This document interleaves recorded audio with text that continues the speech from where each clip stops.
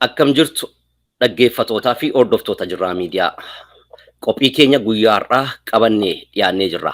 Qophii keenya guyyaa har'aa irratti marii yaada irratti Oromiyaarraa barreessaa olaanaa Koongirensii Federaalawaa Oromoo obbo Baqqalaa Nagaa nu waliin jiranii, akkasumas immoo miseensa hawaasa Oromoo biyya Kanaadaa rogeessa mirga namaa kan ta'an obbo Abbabaa Tufaa nu waliin jiranii marii keenyarraa qabannee dhiyaannee jirra. Obbo Baqqalaa, baga nagaan dhuftanii Jirraa Miidiyaadha. Isinis baga nagaa jiraattan, isinis namoonni keessa hundumtuu baga nagaa taatanii biyya ta'a. Tole, obbo Abbabaa Tufaa, baga nagaan dhuftanii, isinis mee dhaggeeffattoota keenyaan gabaabsaatii wal baraa. Obbo Shifirraa baga nagaan nu eegdanii, isinis affeeruu keessaniifis galatoomaa. Akkuma to'attee Abbabaa Tufaa Birraatu jedhama. As Kanaadaa Saskatchewan irraa. Galatoomaa isin lachuu keessummoonni Jirraa Miidiyaarraa. Egaa obbo Baqqalaa, mee yeroo kanatti Koongirensii Federaalawaa Oromoo keessatti bakka hojii kamirra jirtanii gabaabsaatii dhaggeeffattoota keenyaaf?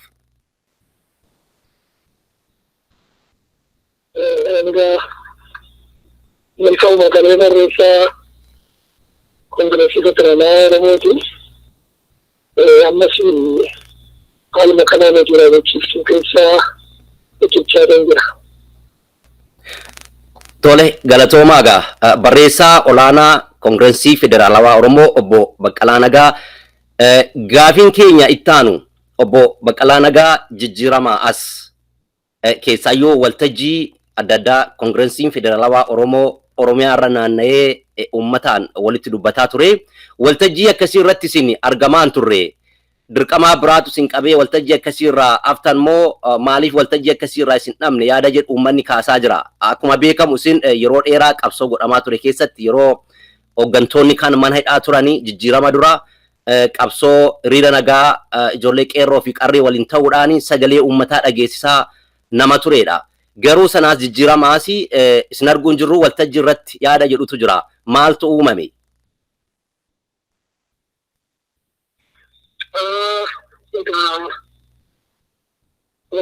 Namatu jira tokko qabsoo keessatti yeroo sana yeroo hirmaannu bu'aa faayidaa kabajaa barbaacha miti kan yeroo rakkinaa sana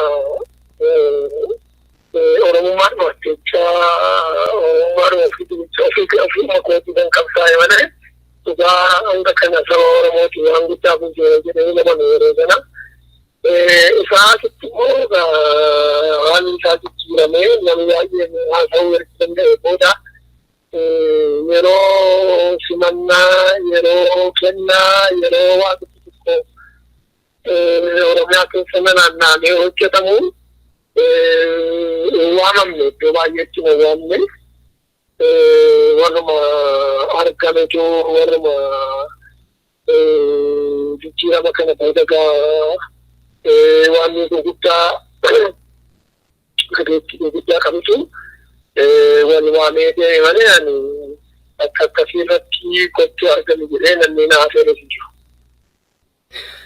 Tole, galatoomaa gara obbo Abbabaa Tufaatti dhufaa. Obbo Abbabaa, isin rogeessa mirga namaati. Akkuma beekamu jijjiirama duras katabaa turtanii, jijjiirama boodas kara qabsoon Oromoo mirgi Oromoo keessaayyuu haq biyya sana keessatti gaggeeffamu karaa irraa dabe yaada jedhutu jira. Uummanni Oromoo baay'een itti amana. Isin haala kana jijjiirama asii wantoonni ta'an kun akkamitti ilaaltani akka nama mirga namaati falmu tokkootti? Galatoomii, gaafin kun egaa bal'aadha. Gaafin na gaafatte xiqqoo waan isaa dheeraa fudhattu. Jijjiiramni kun gaafa dura jijjiiramni kun dhufu akkatti dhufe qaba. Gaafii uummanni gaafatetu jira. Gaafii uummanni Oromoo gaafatetu jira. Gaafii saboonni biraa gaafatetu jira. Gaafin kun wal ga'eet gaafilee kanarratti argitee deebii kana deebisuudhaaf mootummaan dabre suni dirqamee aangoo gadhiisuun mudate. Haa ta'uti calqaba yeroo duraa gaafileen akkuma waliin beeknu gaafilee maaster pilaan irraa calqabee gaafilee biyyi abbaan ofiin of bulchuu qabeenya ofii irratti abbaa ta'uu hidhamtoonni siyaasaa yeroo san hidhaa turan hiikamanii biyya kanatti dimokiraasii yaa dhufuu filmaanni bilisaa akka ta'u haa godhamu kan jedhu kanneen gaafileen gugurdaan ture.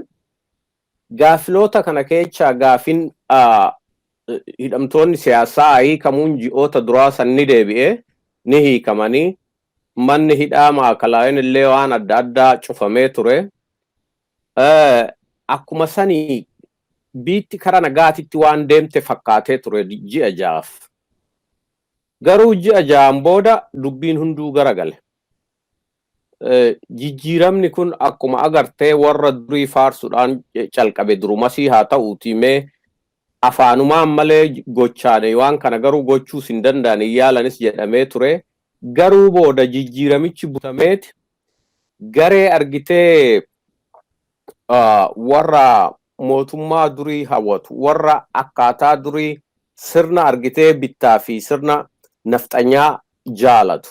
Garee saniin butamee garee sun ifatti jijjiirama kana kallattiidhanis ta'ee al kallattiidhaan dhiibbaa godhee karaa isaan barbaadanitti too deemu argita. Amma dhaabbiloonni akkuma obbo Baqqalaa Nagaa nu waliin jiranii dhaabbiloonni fakkeenyaaf ka Oromootu Oromoo Federaalisti Koongirasiin OLF adda bilisummaa Oromoo dhaabbileen adda addaatu akka keechaa dhiibamanii ba'an argite. Kun immoo yoomirraa calqabee keechumaa'u Prime Ministeriin argitee Nobel Prize Nobelis badhaasa argate as suni waan laayisansii argitee ittiin abbaa fedhe miidhuu akkasitti itti fayyadame.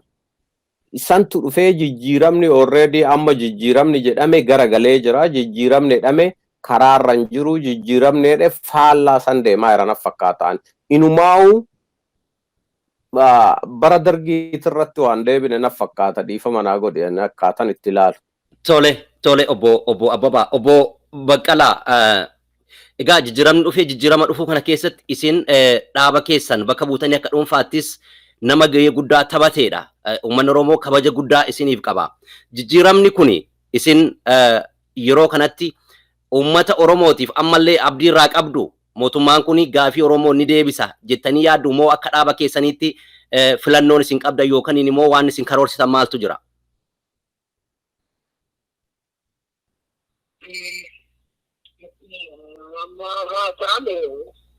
Jijjiiramichi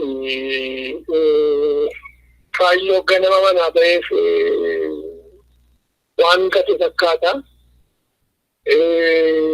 Haa ta'uuti hundee baay'ee iddoo isaatti inni jedhu kun cimina Oromoo irratti hundaa'a natti fakkaata. Oromoon cimee tokko ta'ee karaatti deebisuu danda'a taanaan bu'aa buusuu danda'a. Kun ta'u taanaan akkuma haala amma argaa jirru kanaan dubbiigamee dubbiin addunyaatiif dubbii Oromoo ta'a taanaan asirratti rakkina gurguddaatu mudachuu danda'a. Kanas ta'ee sanas ta'ee mootummaan Habashaa kamiyyuu taanaan karaa nagaatiin karaa filannootiin aangoo qabatee hin beeku. Uumamaan ajjechaadhumaan hidhaadhumaan dararaadhumaan aangoo qabatee dhumarraa akkasittiin tura. Kanaaf egaa carraan Oromoo amma kaayyoo ganamaa sanatti deebi'ee mootummaa kanarraa abdii qabdu isa jedhu kana mootummaan guutuutti abdii kutuun baay'ee nu rakkisa.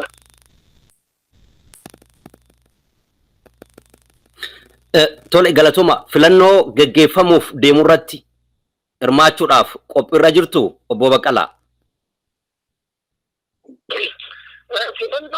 Filannoodhaan dura waan guutamuu qabantu jiru. Filannoo jechuun akkuma beekamu haaluma salphaadhaan waa lama keessaa waa tokko filachuu waa sadii waa afur keessaa waa gaarii filachuu jechuudha. Amma haalli dirree siyaasaa biyya kanaa kan isaa hayyamuuti. Biyyattiin kan bulaa jirtu hooqiidhoodhuma isa durii namoota keenya daraa ajjiinsaa filannoo saamaa ture amma gandaatti kan jiran amma iddoo sanarra kan jiran isaanii dirree walaba ta'e dirree siyaasaa uumuu hin dandeenye fedhii hin qabu mootummaan kuni. Namoonni baay'een namoonni keenya miseensonni keenya hooggantoota dabalatee hidhaa jiru. Oromoon baay'ee dararamaa jira, ajjeefamaa jira.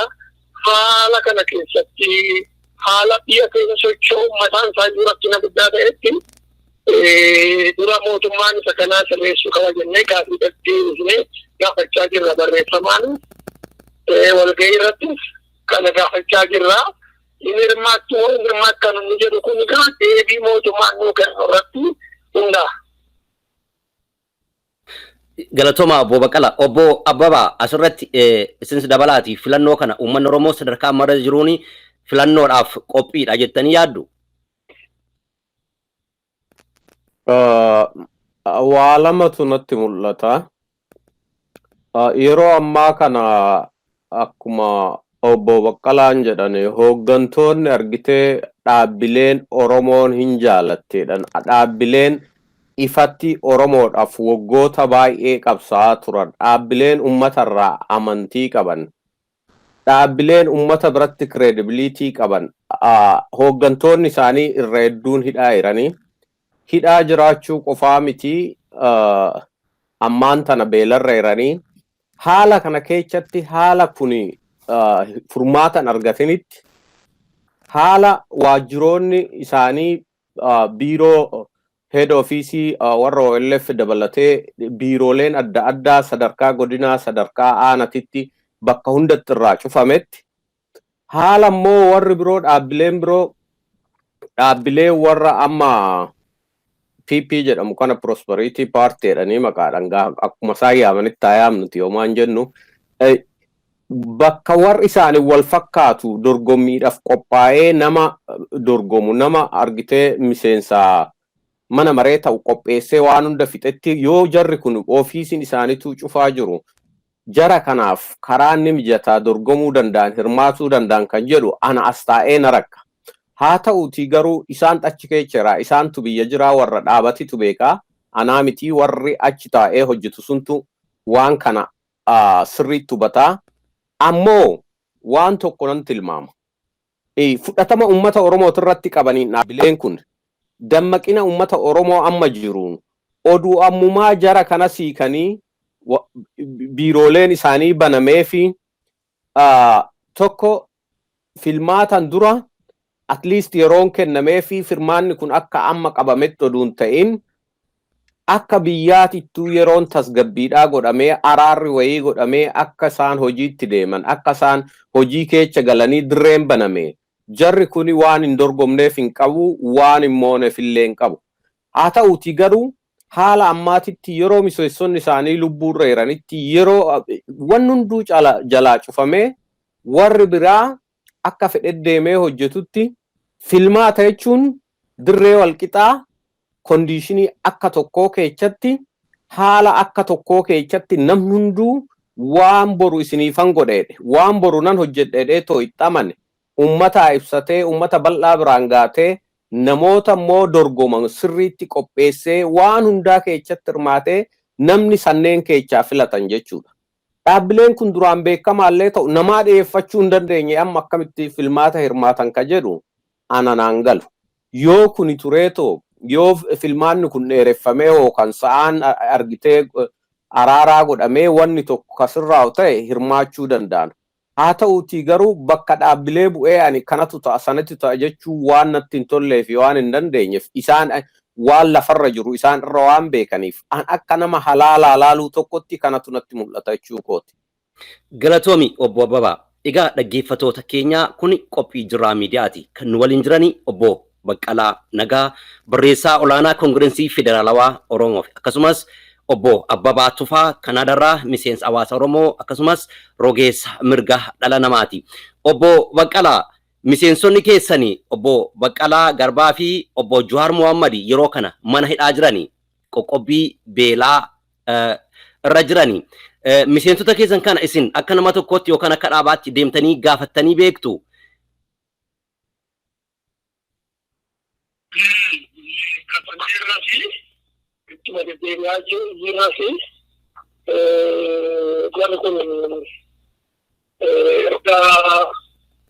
haala diddaa nagannaa midhaanii jalqabanii asii namoonni baay'een naqanii haasofsiisaniiru.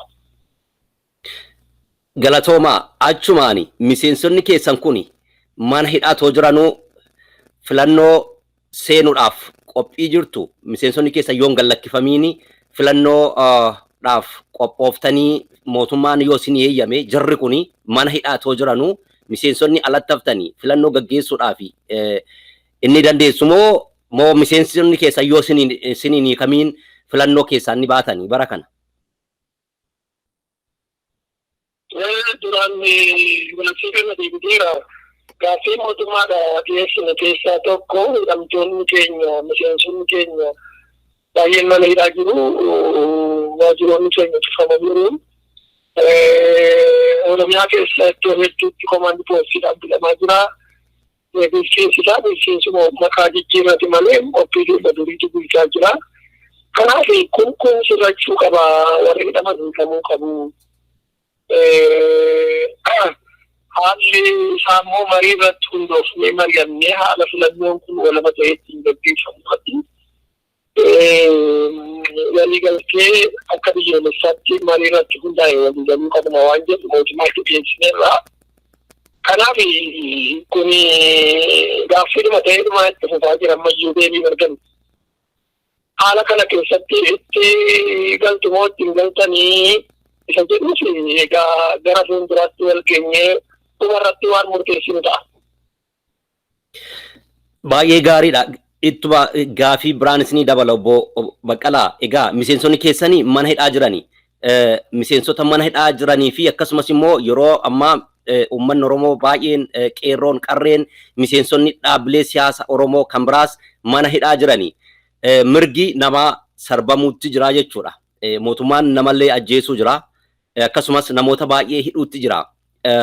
Hiriirri keessaayyuu jidduu kana torban lamaan kana hiriira adda addaa gaggeeffamuu jira. Hiriira kana namoonni qeerroo fi qarreen fedhiidhaan qindeessaa jirani. Isin akka dhaaba siyaasaatti dhaabni siyaasaa tokko hiriira nagaa waamuudhaan mirga miseensotaatiif akkasumas immoo mirga uummata bakka bu'ee jedhuutiif qabsaa'uun hiriira nagaa irratti uummata qindeessuun miseensota qindeessuun deeggartoota qindeessuun hiriira nagaa yaamuun maaliif dadhabame? Egaa haala amma biyyattii keessa jiru yoo hubannee jennee haala baay'ee rakkisaatu jira. Keessattuu Oromiyaa keessa wanti jiru namni addaan fo'ameera. Isa kaan mootummaan ofitti qabee gargaaraa jira. Warra kaan immoo alagaa godhee alatti dhiibaa jira. Namoonni mootummaa hin deeggarre yeroo ammaa kana wanti irra gahaa jiru ajjeechaan hidhaan dararaan kun baay'ee rakkisaadha. Hiriira raawwisiisuun kanaan dura bara maaster pilaanii bara wayyaaniin cimtee lafa nurraa fudhachuudha. Nageenya kiiloomeetira 100 dhiisuudha yeroo isheen kaatetti iyyuu hiriira gaafannee baaneedha. Amma rakkoon isaa hiriira ba'uuti. Hiriira yeroo otoo ba'anii dura garuu haalonni tokko tokko hojjechuu qabu. Bu'aaniif kisaaraan isaa sirriitti gamaggamamee itti adeemuu qabna. Amma wanti kun nuyi gaafannes nu gaafachuu baannes sabni tarkaanfii mataa isaa ilma fudhata. Isa keessa miseensonni keenyas ilma jiraatu. Garuu akka dhaabaatti waan kana waamicha goonee dabarsuu irratti ammayyuu ganaa marii irra jira. Galatooma obbo Baqqalaa, hiriirri nagaa siyaasa keessatti murteessaadha jedhameeti kan itti amanamu. Namni kaan deeggaree hiriira kana bahee dhiisee hiriirronni yoo qindaa'anidha bu'aa kan qabaatani yoo abbummaadhaan dhaabni tokko yookaan immoo qaamni tokko abbummaadhaan fudhatee fuulduratti bahee gaafii gaafachuudhaan mootummaa hiriira nagaa inni gaafatanii hiriira nagaa bahuuf jirra jedhamee gaafatamaa mootummaan eeyyamuu dhiisuu danda'a. Eeyyamuu dhiisuun mirga isaati. Eeyyamuu dhiisuullee beeksisuu qofatu barbaachisa yaada jedhutu jira akka seera biyyattiittis. Fakkeenyaaf waldaan Maccaaf Tuulamaa bara 2004 hiriira nagaa waame waa'ee magaalli Oromiyaa gara Adaamaatti deemu irratti hiriira waame beeksisee ture mootummaan inni dhoowwate ture eeyyama. Mootummaan eeyyama dhoowwatus waldichi hiriira nagaa bahee ture miseensota isaa waliin. Dhumarratti mootummaan namoota reebee hidhee bakka sana adeemsisu malee tarkaanfiin akkasii fudhatamee ture. Dhaabni siyaasaa immoo tarkaanfii akkasii fudhachuurraa duubatti jedhuun namoonni ka jedhani tarii namoonni tokko tokko mootummaa kanaaf warra garaa hirantu jira. Kanaaf dhaabbileen siyaasaa fuulduratti ba'anii hiriira akkasii qindeessuudhaan itti gaafatamummaa fudhatanii uummata hoogganuurraa duubatti jechuu jiranii waan jedhutu jira. Achirratti yaada maal qabdu? Hiriira bahuun siyaasaa keessatti mormuunis deeggaruunis waanuma jirudha. Seera biyya kanaa irratti sirma jira. Kanarratti amni tokko hir'inni nama jira natti fakkaata karaa keenya taanaan. Garuu sabichi immoo nu dura darbee waan deemaa jiru fakkaata mala laallu. Miseensonni keenyas nu dura darbanii waan deemaa jiran nu fakkaatu. Nuyi amma wanaagaa waamicha kana gochuudhaaf haalota tokko tokko mijeeffannee haala jiru gamaggannee itti adeemna jennee kana ibsaadhaan irratti dubbanne egaa nuyi jennus jechuu baannus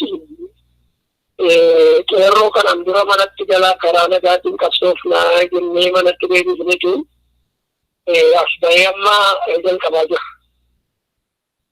Jijjiiramni dhufeeraa jijjiirama kanaa wal taanee laga keessituma jennee nutti fakkaatee deeggarsa guddaa goonee itti adeemnee turre. Akka qeerroon manatti deebi'us karaa nagaatiin qabsaa'us waamicha goonee turre waamicha sanaan erga manatti deebi'ee booda amma haala fajiru kana keessa immoo suutuma suutaan gara qabsootti deebi'aa waan jiruudhaaf hooggansa kennuudhaaf innis immoo amma dandeettii keenya kophaa keenya tun ta'in hooggantoota Oromoo warra biraa wajjiniin warra nu fakkaatu wajjiniin waan kana qindeessinee itti adeemna jennee mari'achaa jirra. Galatoomaa obbo Baqqalaa Nagaa. Obbo Abbabaa isin akka rogeessa mirga dhala namaatti mirgi namaa yoo sarbamu hiriira nagaa ba'anii warra mirga sarbu sanaan mormuudhaan mirgi namaa akka kabajamu gochuun waan na jirudha. Hiriirri nagaa inni gaafatama mootummaa garuu mootummaan eeyyama kennuuf dhiisuu danda'a. Warri hiriira nagaa gaafate suni bahee hiriira sana gochuudhaan sagalee ukkaanfame dhageessisuudhaaf mirga qaba. Asirratti yaada maal itti dabaltan isin?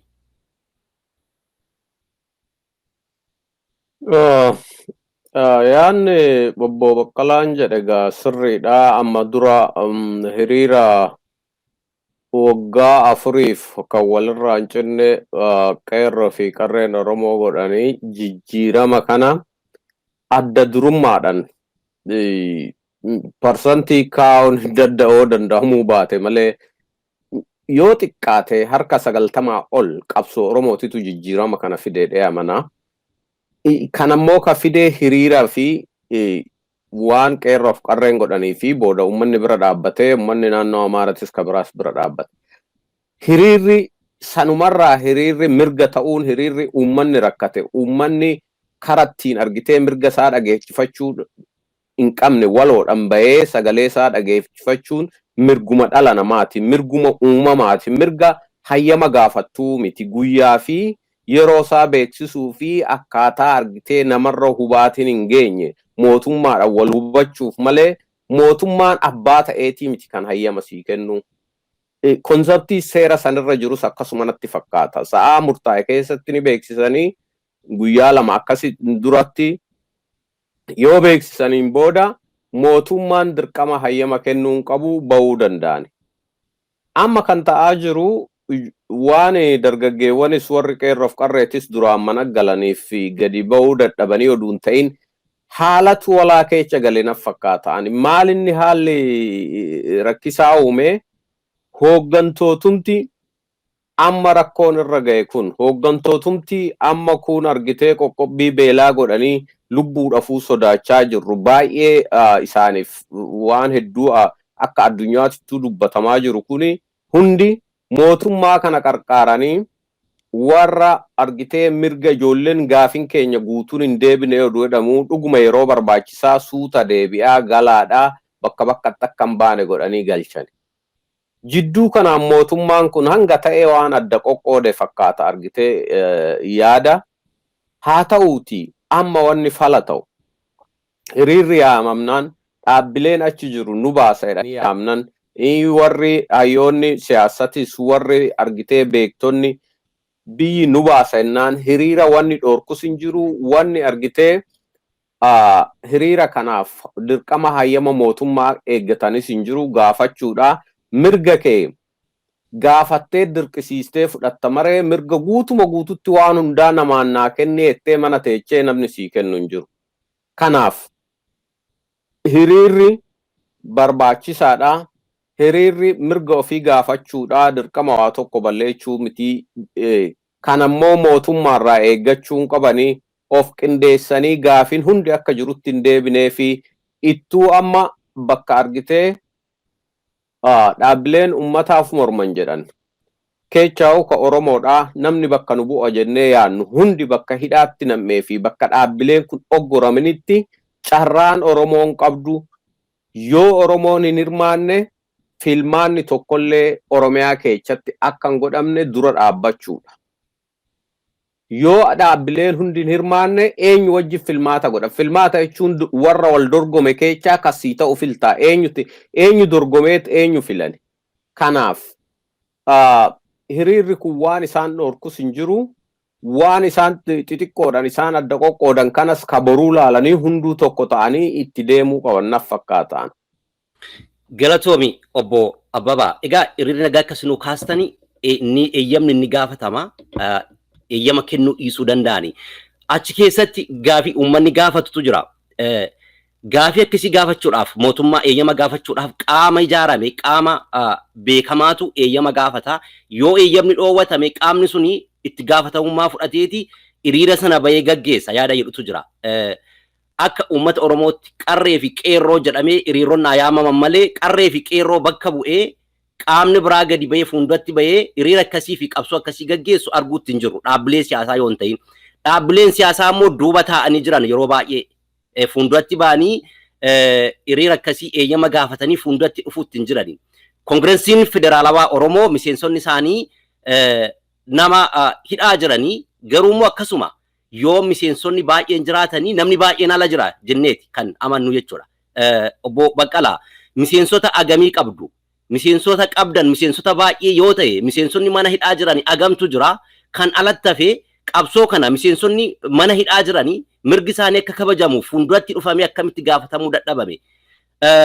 Kabraa dhaabbileen siyaasaa hundiyyuu deeggaraa fi miseensatu jira.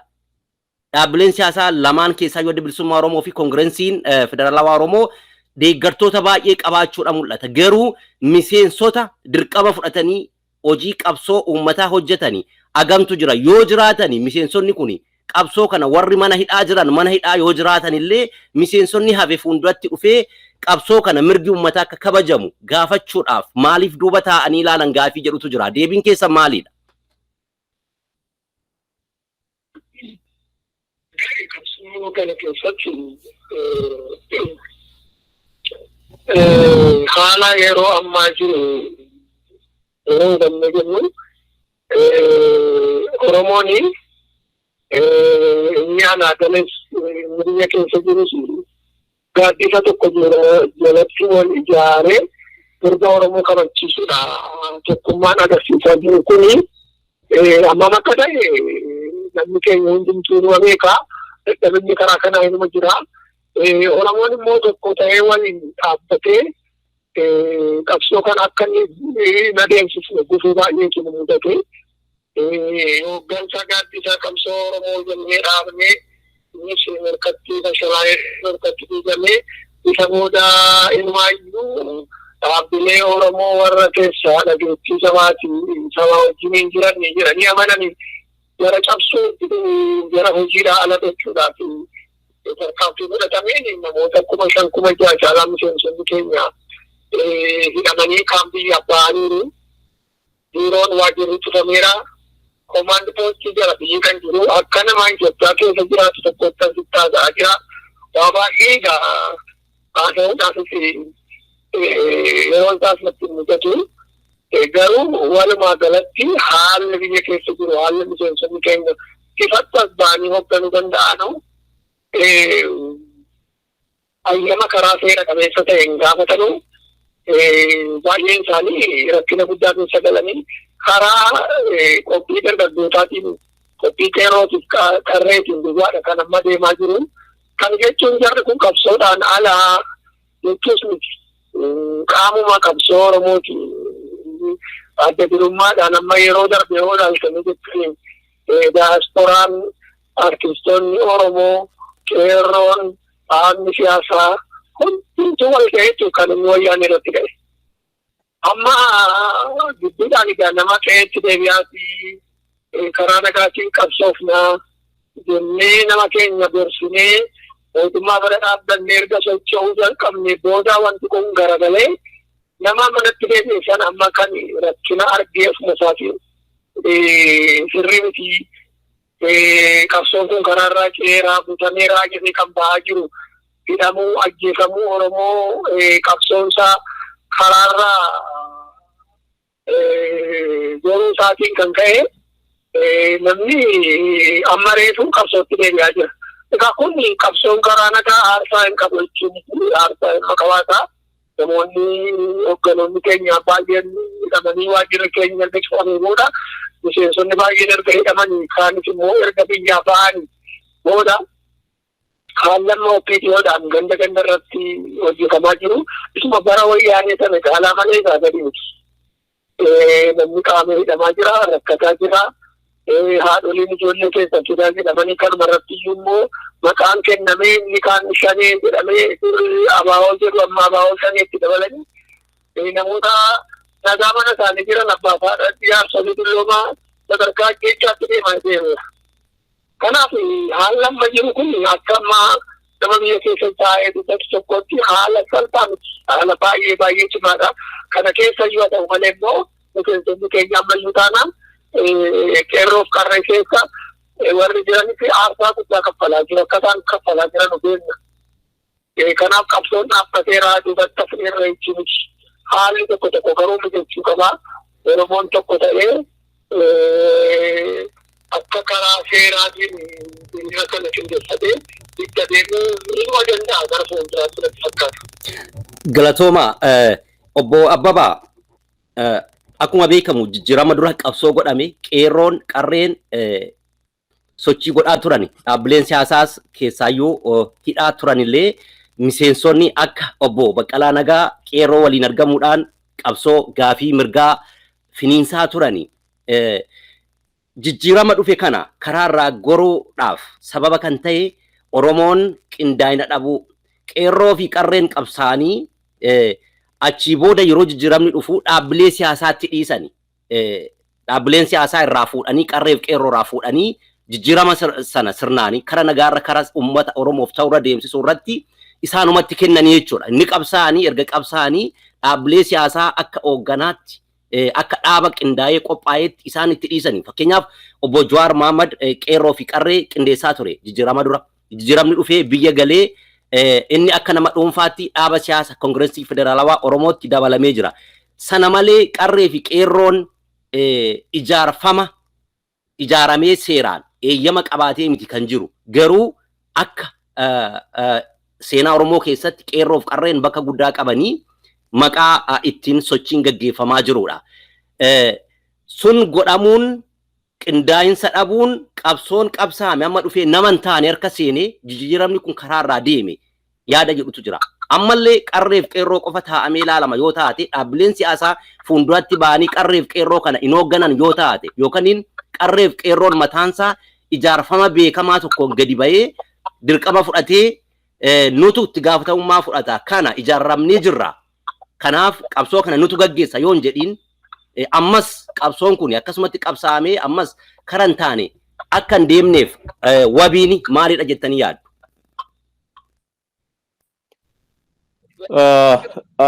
Dura wabii karaa wabii dhufuun dura obbo Baqqalaa yoo tokko sinnuu tura obbo Abbabaan haasa'uu jiranii. Obbo Abbabaa itti fufaa. Bakka dura jette sanirraa hin ka'a jijjiirama kanaa qeerroo fi qarreen qabsaanii jijjiirama fidanii argitee warra dhaaba siyaasatitti kennanii kan jedhu san. Dubbiin bakkee sanitti dogoggora hedduutu jira. Dubbiin akkasii inatti fakkaatu. Argitee bakkeen itti dogoggorame yeroo san riifoormi waan jedhu eefa jarri gaggeesse riifoormiin hoo gaggeeffame warri riifoormii gaggeessu kuni biyyattii ni ceesisaa. Akka transition governmentiititti sarvi godhuu jedhamee yaadamee akkasii walii galame. Akkasitti fudhatame yaa namni tokko fakkeenyaaf Prime Ministeriin Lammaa haa ta'u Abiyyi haa ta'u maal mormii yaa turu malee akka waliigalaatitti ka'amanamee dhaabbileen Oromootis haa ta'u dhaabbileen Oromoon alaatis fudhatte mootummaa Ihaadeeg san eefaa argitee gaggabsanii mootummaa sun karaa roqroqee jiguu ga'een boodatti warri achi keechaa dhufe warri argitee waggaa 27 hataa hachisiisaa ummata ajjeesaa namoonni basaasaa turan namoonni intelligensii hoogganaa turan militarii keenya keessatti ijoollee fixaa turan carraa argatanii kara riifoormititti akka dhufan ta'e. Riifoormii kana keessatti riifoormii isaanuma ofiin jedhee isaanuma wal muudee isaan kun wal beekan akka gaariitti wal beekan eenyu maal akka yaadu eenyu akkamitti akka guddate wal beekan waggaa 27 jechuun yeroo itti daa'imni tokko dhalatee daa'imni yoo san dhalatee dhumarratti hooggansaa ga'u nama achiin dura dhalate akka keenyatti miti. Kanaaf dogoggorri guddaan bakkeen ta'e biyyattiin ce'umsaaf namoonni argitee hooggana kana to'atanillee wanni akka wayiitillee gubbaarratti amberellaa wayiitillee oduun dhaabamne wanni ittiin jara kana to'atan tokkollee oduun ta'in jaruma kana riifoormii ta'ee ol ba'e. Jarri kun duraanuu wooma isaanii matanirraa hookaane kun waggaa 13 calqabee waggaa 13 akkamitti akka siyaasattuu amananii achi keessa galanuu rabbaa beeku yaa maatiin naqatu warra achi keessatti guddate warra sammuun isaaniin jijjiiramne warra argitee hangoo qofa hawwee power hungry ummata kun immoo wayyaaneen akkatti nama filatte hin beekna. Ani mootummaa san calqaba isaatirraa yuunivarsiitii ba'ee hojii seene. Nin beeka namoota akkamii akka noominee godhaa turte namoota akkamitti akka riikrii gootu namoonni irra hedduun warra 2005 seenanii as namoonni duraa namoota ofitti hin amanne namoota sababa addaati waa sodaatan waan rakkatan qaban irra hedduun kan waliin guurame. Namoonni sun immoo namootuma sanii harka dha'ee riifoormiin kun dhufe jechuudha. Riifoormiin kun efa dhufe jarri kuni badii qaba akkasiin jedhe waggoota 27 waan balleechan qaban yakka qaban waan kara yakka san dhoksutti hojjetu malee waan kara ummata ceesisuu boru isaan gaafachiisuun hojjetan. Tokko bakkeen itti qabsoon qeerrodhaa itti rakkoo seente bakka san isaantu nu ceesisaa jedhamee amaname. Asirratti waan tokko kan dabaluu barbaadu. Nuti qabsoon dura ture sun wayyaanee qofa taargeet akka godhachuu ta'e TPLF qofa. Garuu kan nu miidhe qaaman an achi ture biyya san ture hanga 2007tti namni tokkoon kan dura miidhamu wayyaaneedhaanii miti. OPDOdhaan miidhama. OPDOtu qabee wayyaanetti si geecha. Ofii humnan qabdu dololol lagatti nama kenniteedha akka jedhasan ishiitu qabee wayyaanessi kenna. Ishiitu wayyaanetti aqqaaxxara. Ishiitu yakka ture. Warruma santu ol ba'ee abbaa ta'e warruma santu jijjiirama kana godhe.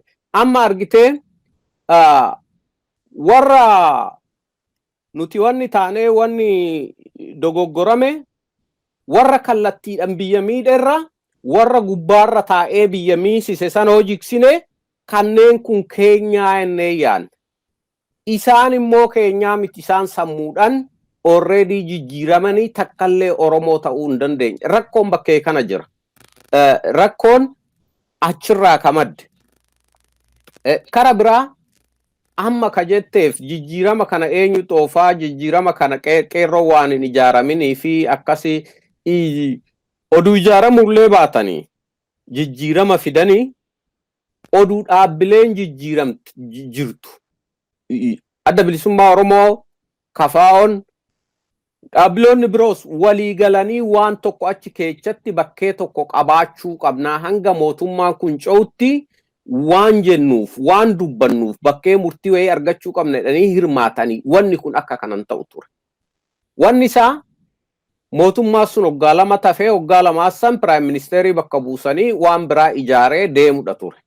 Amma ittuu kara federaalizimii diiguu waan biraatittuu diigame. Kanaaf ammas yoon ijaaramnellee dogoggora duraanitirraa baratee qeerroon hoo qabsaa'e dhaabonni kunis dogoggora irra hin deebi'an natti fakkaatu uummanni Oromoos yoo uummanni kun sirraa'ee uummanni kun filmaata seeraa biiroo uummata jalaa cufe waajjiroota adda addaa cufe kana komaandi poostii kanan kaasne hoo ta'e carraan biraatu hin jiru mee carraa biraa maal qaba uummanni bar qabsoonus ijaara qabsoo keessattuu hin ijaaramanii bar ijaarame already wanni hanqate istiraakchariitti gootee istiraakcharii hojjetu tokkotti godhuutu hanqatee too dhaaboliin siyaasaa hin jiraa dhaabolii siyaasaa san kabajuudhaaf bar dhaabolii siyaasaa keessatti deebi'an malee ijaaramaniitu hojjetanii bar namni nu ijaaramin bar waan kana hundan hojjetu garuu rakkoon ta'e akka duratti jenne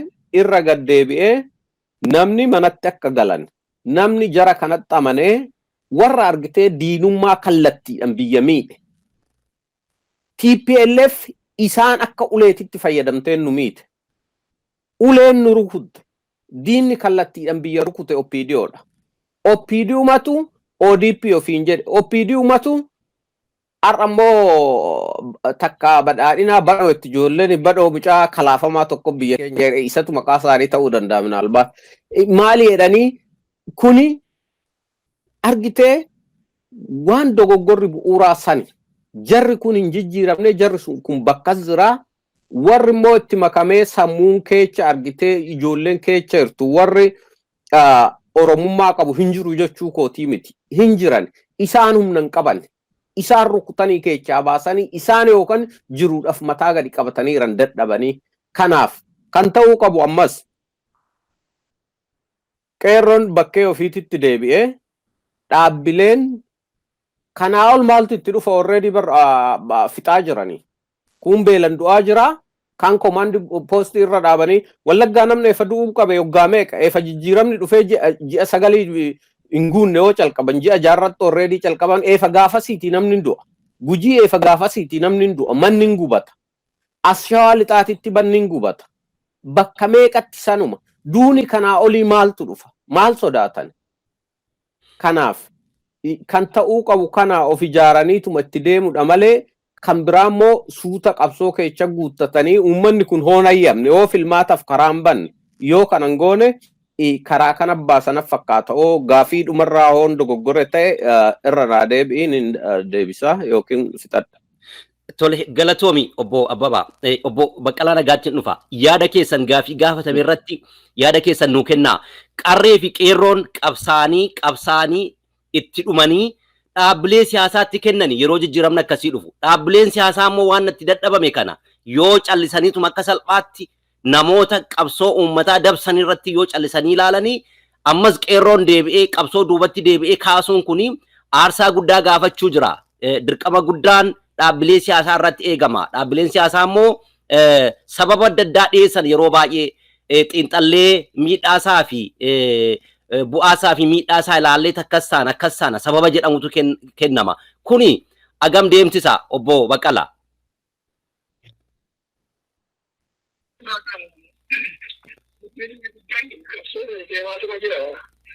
Qabsoon sabaa akkuma sabaatti qeerroos ta'ee warra kaanis ta'ee gaggeessaa tura jiru. Garuu akkama bobbabaan jedhu sana qabsoo ijaaramaa qabsoo lafa qabateen ta'uu qaba qabsoon deemu. Isa kana sabni inni gaggeessu bu'aan qabu jechuuti. Bu'aa guddaa qaba. amma akka dhaaba siyaasaatti dhaaboleen biyya keessa jiran biyyatti deebi'an hayyoonni biyya keessa jiran akka isaanii waliin galanii waa tokko dhaabbatanii gaaddisa wayii tapar kanaaf uumanii waliin akka hoogganan carraaqiin guddaan godhameera. Amma kanaafan gabaa'oodhaa fi kaasaa'oodha kan waan kanatti cichanii akka mormituutti itti adeemaa jiran. Egaa Oromoon bara wayyaanii sana abaa'oon ala bakka shanitti hidhamee dhufee biyya keessa hin galle dhalatan. Dhaabuma siyaasaa jiru biyya keessa warra jiran biyya keessatti hojjetaa. Isaanis immoo ala ta'anii diyaasporaa wajjiniin artistoonni biyya keessaas immoo biyya keessa ta'anii haala sochii qabsoo sabaatiin sochoonee qindoofnee sochoonee wayyaanee ofirraa arguu dandeenya. Har'a immoo baay'ee walxaxaa haala baay'ee walxaxaa keessa mootummaan isa kaan of bira qabee isa kaan ofirraa dhiibee Oromoon mataan isaa rakkoo Oromoo ta'aa jira. Oromoon mataan isaa rakkina Oromoo ta'aa jira. Kuni hiikamuu qaba mariidhaan. Mariidhaan hiikamee gadi fageenyaan namni keenya ijaarsa isaa irratti hundaa'ee haala gaaddisa hooggansa siyaasaa argatee sochii akka inni qabu hin amanna. Kana jechuun sochii sabaa hin jiraachumatti kanan dura sochii sabaa jira har'as immoo adeemaatuma jira. Amma namni miidhame nama socho'a karaa argate hundumaan jiru. Garuu qindeessanii itti adeemuun hanqinni jira. Hanqinni kun immoo karaa keenya duwwaa miti irratti hojjetameetu kan dhufaa jiru. Hogganoota hidhuu, waajjiroota cufuu, namoota biyyaa baasuu, ari'uu, halkanii guyyaa kana irratti komaandi poostiidhaaf waan adda addaatiin Oromoo cabsuudhaaf baay'ee irratti hojjetamaa waan jiruudhaaf haalli isaa salphaa ta'uu baatu iyyuu wanta akkasii waan akkasii keessa jira. Kanaaf gara fuulduraatti filannoo kanaanis wal qabatee yaada qabnu mootummaatti ibsaa jirra. Qabsoon keenya qabsoo karaa nagaati. Biyyattiin kun namoota kana hiiktu taanaan waajjira keenya hin bantu taanaan haalli siyaasaa dirreen siyaasaa mijataa ta'e uumamu taanaan biyyattiin kun gara rakkinaatti gara rakkina hamaatti kan deemaa jirtu. Kana keessa dhaabni siyaasaa cimee tokko ta'ee akka inni socho'u amma dandeenyu. Yaalaatuma jirraa guutuu ta'uu baatus egaa gara fuulduraatti immoo cimnee tokko taanee Oromoon wanni isaa rakkina amma qabu kana garaagarummaa hayyoota amma jiru kana qixxeessitee gara fuulduraatti Oromoon akka nama tokkotti dhaabbatee akka inni mirga isaatii falmu gochuudhaaf carraaqqiin guddaan godhamaa jira. Qabsichi ittuma fufaa waan dhaabbatu miti. Kanaaf yeroo isaatti waan ta'uu qabu immoo dubbanna. Galatooma obbo Baqqalaa, egaa Jirra miidiyaati. Qophiin har'aa keessumaan nu waliin jiranii obbo Baqqalaa Nagaa barreessaa olaanaa Koongireesii Federaalawaa Oromooti. Akkasumas obbo Abbabaa Tufaa miseensa hawaasa Oromoo Kanaadaa rogeessa mirga namaati. Aga dhuma sagantaa keenyaatti nu waliin turaa isiniin jenna. Obbo Baqqalaa isa dhumaarra jirra. Dhumarratti yaadni isin uummata Oromootiif akkasumas dhaabni keessan akka dhaabaatti rakkoon jiru yookaan uummata Oromoo waan gaafattan keessaayyuu namoota miseensota keessan mana hidhaa jiran irratti yaadni dabalta yoo jiraate carraasa dhumaa isinii kenna. Waa hundarratti Oromoon biyya alaa jiru diyaaspooraan qabsoo kanaan dura godhame keessatti gahee murteessaa taphateera dhugaa dubbachuudhaaf wayyaanee sochii diyaaspooraan jiraachuu baate yookiin gargaaruu baate wayyaanee akkamittiin sochoofnee biyyattiin galchinu ture. Galanni guddaa qabna diyaasporaa Oromootiin mirga isaatiif tokko akka nama tokkootti socho'aa jira. Sochiin kun ammallee ittuma fufuu qaba. Sochiin kun jabaatee addunyaatti rakkina Oromoo ibsuu irratti diyaaspooraan karaa danda'ame hundaan garaagarummaa isaatti dhiyeessee marii deemsisee qabsoosaa jabaatee itti fufuu qabaa. Saboota warra biyya keessa jiranus immoo amma humni isaa danda'een lafa rakkatanitti lafa qofanitti gargaaraatuma ture. Amma gargaarsuun akkuma itti fufuun gaafachuu barbaada. Egaa karaa diyaasporaa kana ta'ee karaa saba keenyaatiin immoo sabni keenya abdii kutachuu qabu. Sabni keenya biyya keessa jiru abdii kutachuu qabu.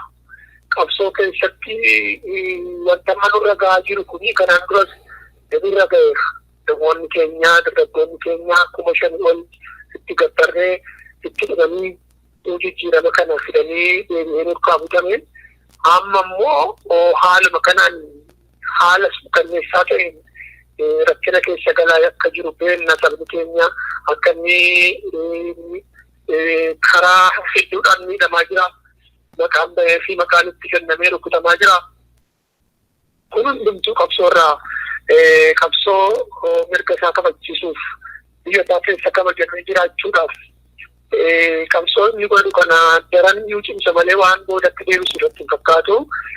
Akka diinni yaaduttis immoo Oromoo akka salphaatti yeroo itti cabsamuu irratti hin fakkaatu. Kanaaf Oromoon biyya keessaa jabaatee harka wal qabatee tokko ta'ee qabsoo isaa kana itti fufuu qaban jedhaa. Karaa dhaaboliin siyaasaatiin hayyoonni keenya amma garaagarummaan ejjennoo jira. Garaagarummaan kun hiikamuu qaba. Oromoonni akka inni rakkina keessa jiru hundumti keenya walii galuu qabna. Rakkina kana hiikuudhaaf immoo tokko taanee karaa nagaarra qabsoofne irree wal jabeessine malee wal diiguun kun iddoo sadii caalaa sabummaatti ni kuffisa malee Omaa waan bu'aa saba keenyaa fiduu qabu.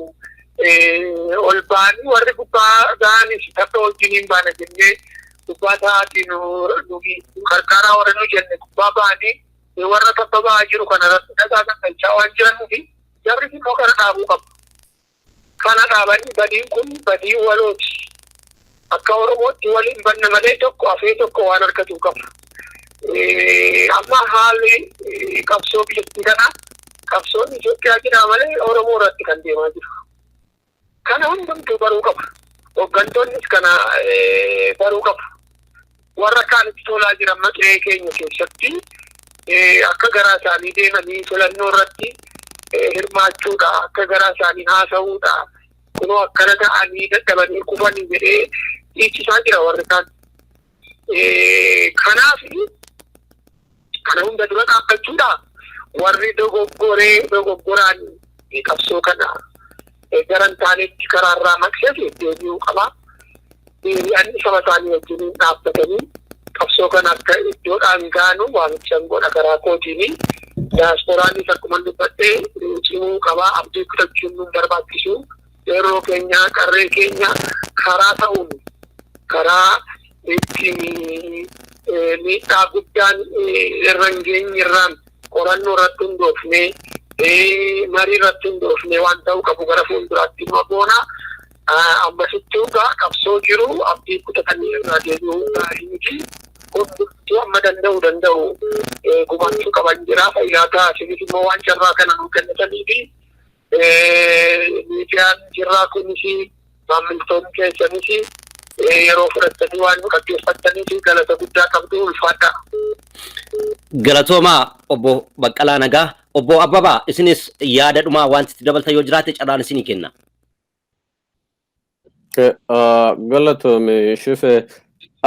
Inni duraa waan obbo Baqqalaan jedhee argitee diyaaspooraanis warri biyyaatis jabaatee qabsoo kana fuulduratti oofuudhaaf akka duraatitti wal gargaarree itti fufuu qabnaa abdii kutachuu hin barbaachisu waan jedhe akkuma jirutti nan qooddadha waan ta'eef irra hin deebi'u.